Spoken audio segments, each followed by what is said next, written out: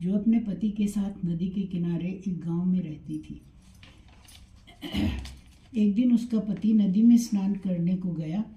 दैवयोग से स्नान करते समय वहां एक मगर ने उसका पैर पकड़ लिया। तब वह मनुष्य करवा करवा करके अपनी पत्नी को चिल्ला चिल्ला कर पुकारने लगा। अपने पति की आवाज़ सुनकर उसकी पतिव्रता स्त्री करवा भागी हुई चली आई और उस पतिव्रता ने आते ही मगरमच्छ को कच्चे सूत के धागे से बांध दिया।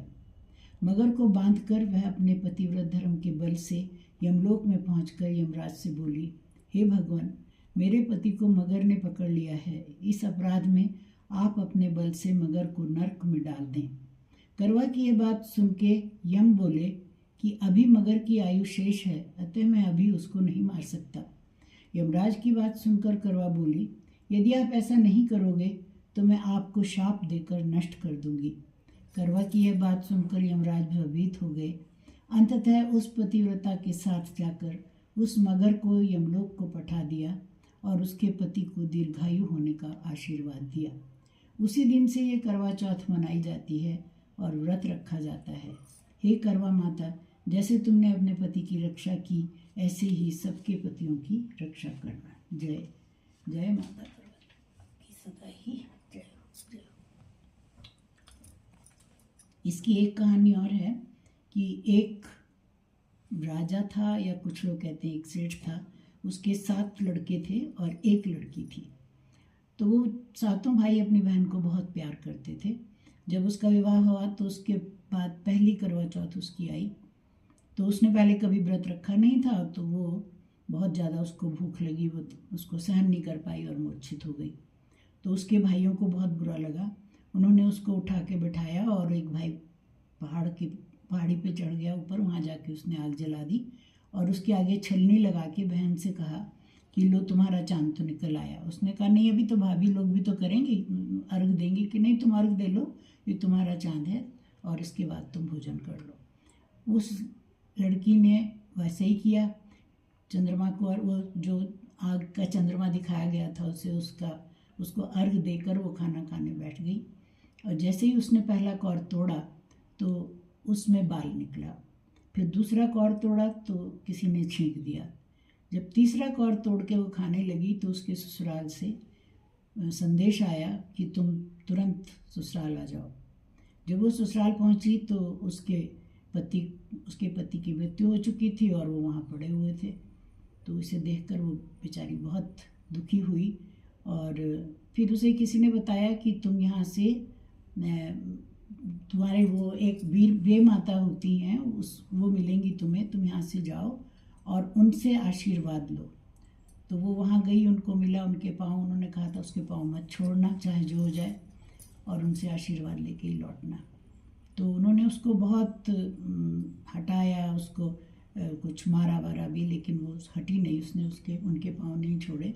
तब उन्होंने उनको कहा कि तुम जाओ और अपने पति के पास बैठो और उनके पास बैठ के तुम हर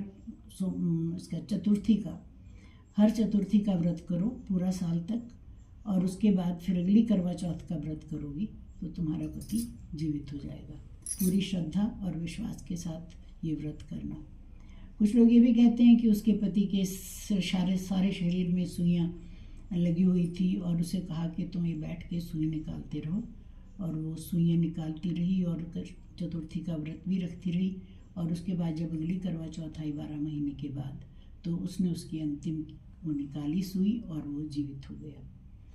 तो ये करवा चौथ के व्रत की महिमा है, जिसे हम आज तक अपनाते आ रहे हैं। उसी तरह व्रत रखते हैं श्रद्धा के साथ पूरी, और रात को जब चंद्रमा उदय होते हैं तो उनको अर्घ देकर उसके बाद व्रत का समापन होता है। तो जैसा उसका भला हुआ ऐसा ही सबका भला हुआ। जय माँ करवा माता। इसको तो उसमें ही रख लेते हैं। लो करो, कोई बात नहीं, आप करो।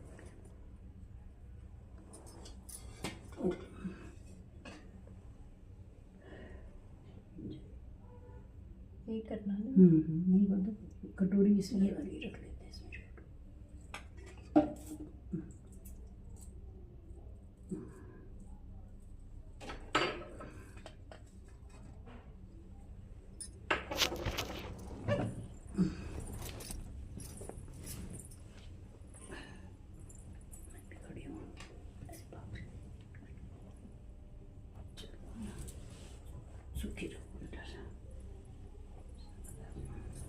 सदा सुखी रहो, सौभाग्यवती रहो, आपके जीवन में सुख रहे सदैव।